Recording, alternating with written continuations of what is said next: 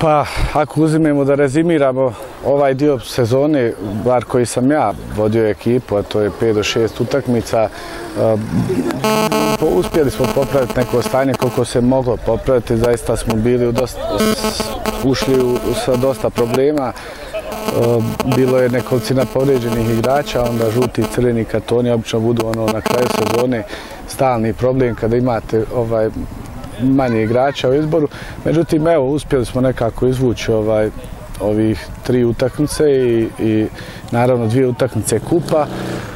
Vama je dobro poznato da smo se u kupu plasirali u finale. Znači, ostaje nam za 10-ak dana da odigramo tu utakmicu kup. Završnici, to je finale kupa Zeničko-Dobojskog kantona.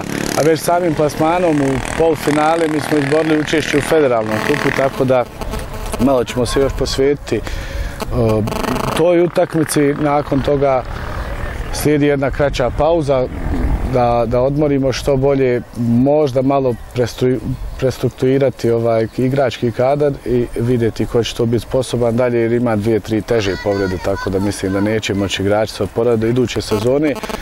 Što se tiče iduće sezone, dosta sam siguran da ostajem tu jer osjećam se dobro i ljudi su korektni prema meni, a nastojat ćemo da zadržimo taj neki trend vrha tabele, a ukoliko dođe do reorganizacije lige, znači da budemo među prvih 5 bar.